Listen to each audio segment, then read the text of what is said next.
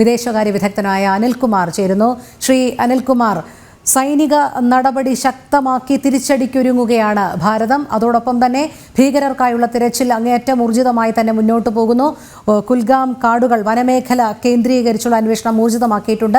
ആ പ്രദേശം ഒന്നാകെ വളഞ്ഞിട്ടുണ്ട്. അവിടെ ഭീകരരുടെ സാന്നിധ്യമുണ്ട് എന്നുള്ള ചില സൂചനകളുടെ അടിസ്ഥാനത്തിൽ ഒരു ഭാഗത്ത് സൈനിക നടപടി, മറുഭാഗത്ത് ശക്തമായ തിരച്ചിൽ. ഇങ്ങനെ കടുത്ത പ്രതിരോധത്തിലേക്ക് പാകിസ്ഥാനെ കൊണ്ടുചെന്ന് എത്തിക്കുകയാണ് ഭാരതം. എന്തായാലും തക്കതായ തിരിച്ചടി, തക്കതായ നടപടി തന്നെ വരും കാലങ്ങളിൽ ഉണ്ടാകുമെന്നല്ലേ കരുതേണ്ടത്?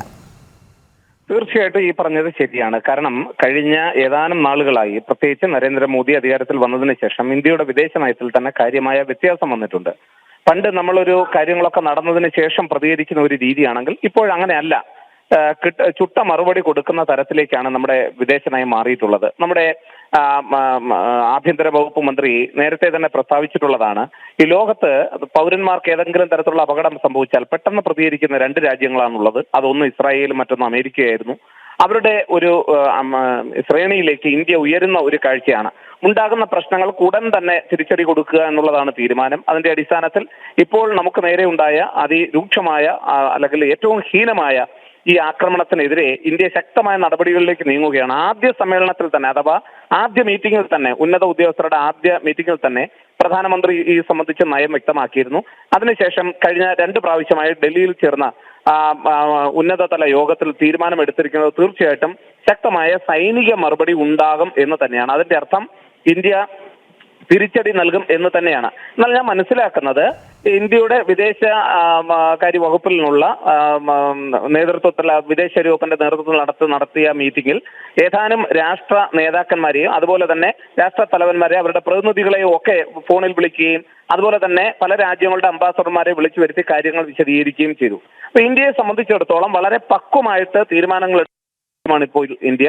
അതുകൊണ്ട് തന്നെ ലോകത്തിലെ ശാക്തിക ശ്രേണിയിലേക്ക് ഉയർന്നിരിക്കുന്ന അല്ലെങ്കിൽ പ്രധാനപ്പെട്ട ഒരു ശക്തിയായി വളർന്നു വന്നിട്ടുള്ള ഇന്ത്യ ഇത്തരം സംബന്ധിച്ച് ഏത് തീരുമാനമെടുക്കുന്നതിന് മുമ്പും വളരെ വ്യക്തമായ ചില ആലോചനകളും തീരുമാനങ്ങളും ഉണ്ടാകേണ്ടതായിട്ടുണ്ട്. അതിൽ ഏറ്റവും പ്രധാനമായിട്ടുള്ളത് ഒന്ന്, അന്തർദേശീയ രംഗത്ത് ഈ ഭീകരാക്രമണം നടത്തിയത് പാകിസ്ഥാൻ തന്നെയാണ്, പാകിസ്ഥാന്റെ കൈകൾ തന്നെയാണ് ഇതിന്റെ പിന്നിലെന്ന് ഉറച്ച തെളിവുകൾ മറ്റ് രാജ്യങ്ങൾക്ക് നൽകുക എന്നുള്ളതാണ്. അതുകൊണ്ട് തന്നെയാണ് നമ്മൾ ഒരു ഭാഗത്ത് ഭീകരവാദികളെ കണ്ടെത്തുന്നതിനുള്ള ഊർജിതമായ ശ്രമങ്ങൾ നടത്തുന്നത്. ഇതിനോടകം തന്നെ നമുക്കറിയാം പാകിസ്ഥാന്റെ കൈകൾ ഇതിന്റെ പിന്നിലുണ്ടെന്ന് എല്ലാവർക്കും അറിയാമെങ്കിൽ പോലും അതും വെറും, അത് നമ്മൾ ആദ്യമേ പറഞ്ഞിരുന്നത് ഈ തരത്തിലുള്ള ആക്രമണം സാധാരണ പാകിസ്ഥാൻ സൈനിക ആക്രമണം പോലെ, സൈനികത്തിന്റെ ട്രെയിനിങ് കിട്ടിയ ഭീകരവാദികൾ നടത്തുന്ന ആക്രമണം പോലെയാണ്. അതുകൊണ്ട് ഈ ആക്രമണത്തിലും പാകിസ്ഥാന്റെ പങ്കുണ്ട് എന്നുള്ളതാണ്. എന്നാൽ ധാരാളം പിന്നീട് ചില സൂചനകൾ നമ്മൾ നൽകിയിരുന്നു. എന്നാൽ നമ്മൾ കാത്തിരിക്കുന്നത് വ്യക്തമായ ഒരു തെളിവിന് വേണ്ടിയാണ്. അത് ഈ ഭീകരവാദികളെ പിടിക്കുന്നതിന് വേണ്ടിയുള്ള ശ്രമങ്ങൾ നടത്തുന്നത്. അതുകൊണ്ടാണ് നമുക്ക് തെളിവ് ലഭിക്കുന്ന തൊട്ടടുത്ത നിമിഷം തീർച്ചയായിട്ടും ഇന്ത്യ തിരിച്ചടി നൽകും. അതിനുള്ള സ്വാതന്ത്ര്യം കഴിഞ്ഞ ദിവസം ഇന്ത്യൻ പ്രധാനമന്ത്രി ഇന്ത്യയുടെ സൈനിക നേതൃത്വത്തിന് നിർദ്ദേശം നൽകിയിട്ടുണ്ട്. അവരോട് പറഞ്ഞിട്ടുണ്ട്, ഇഷ്ടമുള്ള സമയവും സ്ഥലവും രീതിയും എല്ലാം ഇപ്പോൾ മിലിറ്ററിക്ക്. കാരണം ഇതുവരെ പലപ്പോഴും ഉണ്ടായിരുന്ന ഒരു ആരോപണം എന്ന് പറയുന്നത്, പലപ്പോഴും ഇന്ത്യയെ അതിർത്തിയിൽ അടികൊള്ളുന്ന സമയത്ത് അല്ലെങ്കിൽ പാകിസ്ഥാന്റെ ഭാഗത്തുനിന്ന് അതിരൂക്ഷമായിട്ടുള്ള ഷെല്ലാക്രമണവും ആക്രമണവും ഒക്കെ നടത്തുമ്പോൾ അതിനെ പ്രതിരോധിക്കാൻ മാത്രം, അങ്ങോട്ട് കയറി അടിക്കരുത്, അതിനെ പ്രതിരോധിച്ച് മാത്രം നിർത്തുക എന്നൊരു നിർദ്ദേശമാണ് ഉണ്ടായിരുന്നെങ്കിൽ ഇപ്പോഴങ്ങനെയല്ല. ഇപ്പൊ ഒരടി ഇങ്ങോട്ട് കിട്ടിയാൽ 2 അടി അങ്ങോട്ട് തിരിച്ചു കൊടുക്കണം എന്നുള്ള ശക്തമായ നിർദ്ദേശമുണ്ട്. അത് ഒരർത്ഥത്തിൽ ഒരു വലിയ ശക്തിയായി വളരുന്ന ഭാരതത്തെ സംബന്ധിച്ചിടത്തോളം അത്യന്താപേക്ഷിതമാണ്.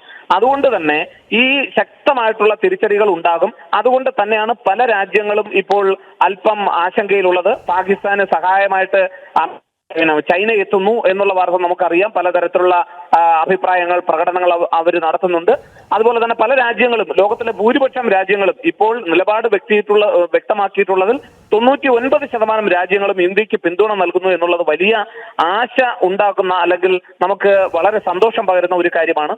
ഒരു യുദ്ധം എന്ന് പറയുന്ന അന്തിമമായി ആർക്കും വലിയ നേട്ടങ്ങൾ സമ്മാനിക്കുന്നില്ല എങ്കിലും ഇന്ത്യയെ പോലെ രാജ്യം നിരന്തരമായി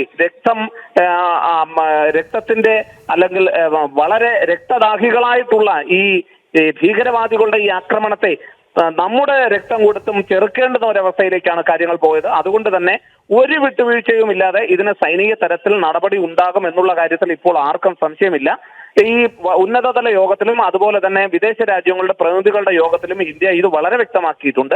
അപ്പോൾ ചിലരൊക്കെ നെറ്റിവിളിച്ച ഒരേ ഒരു സംശയം കൂടുതൽ ശക്തമായ തെളിവ് വേണ്ടേ എന്നുള്ളതാണ്. അപ്പൊ തീർച്ചയായിട്ടും പക്വതയോടുകൂടി പ്രതികരിക്കുന്നതിന് വേണ്ടി തന്നെയാണ് ഇന്ത്യ ഒരല്പം സമയമെടുക്കുന്നത്, കാത്തിരിക്കുന്നത്. അല്ലാതെ ചാടിക്കേറി എന്തെങ്കിലും ഒരു തീരുമാനം എടുത്ത തങ്ങളുടെ ജനതയെ അപകടത്തിലേക്ക് കൊണ്ടുചെന്ന് ചടിക്കുന്നതല്ല. അതുകൊണ്ട് തീർച്ചയായിട്ടും കരുതലോടെയുള്ള തിരിച്ചടി ഉണ്ടാകും. പാകിസ്ഥാനെ അന്തർദേശീയ രാഷ്ട്രീയത്തിൽ ഒറ്റപ്പെടുത്തും. പാകിസ്ഥാന്റെ സമ്പദ് വ്യവസ്ഥ, ആടി ഉലഞ്ഞു നിൽക്കുന്ന സമ്പദ് വ്യവസ്ഥ കൂടുതൽ അപകടത്തിലാവും. അവിടെയുള്ള ജനങ്ങളുടെ സ്ഥിതി ആകെ പരിതാപകരമാകും. ഇതിനൊക്കെ പാകിസ്ഥാനെ നയിക്കുന്നത് പാകിസ്ഥാന്റെ സങ്കുചിതമായിട്ടുള്ള മതവും രാഷ്ട്രീയവും ഒക്കെ കൂടിക്കലർന്നുകൊണ്ടുള്ള സങ്കുചിതമായിട്ടുള്ള തീവ്രവാദ ചിന്താഗതിയാണ്. അവിടെയുള്ള ജനങ്ങളെ ദ്രോഹിക്കണമെന്ന് ഒരർത്ഥത്തിലും നമുക്ക് താല്പര്യമില്ല. നമ്മുടെ സഹോദരന്മാരാണ് അവർ. പക്ഷേ നമ്മുടെ നിലനിൽപ്പിനെ അപകടത്തിലാക്കുന്ന ഭീകരവാദികൾക്ക് നിരന്തരം പിന്തുണ നൽകുന്ന ഈ രാജ്യത്തെ അവരുടെ വീട്ടിൽ കയറി കൊല്ലുവാനുള്ള ശക്തി ഇന്ത്യക്കുണ്ടെന്ന് ഓർമ്മിപ്പിക്കുവാൻ വേണ്ടിയുള്ള സൈനിക നടപടി ഇന്ത്യയുടെ ഭാഗത്തുനിന്ന് ഉണ്ടാകുമെന്നുള്ള കാര്യത്തിൽ ഒരു സംശയവും വേണ്ട. അതെ, തീർച്ചയായും. വളരെ നന്ദി ശ്രീ അനിൽകുമാർ പ്രതികരിച്ചതിന്.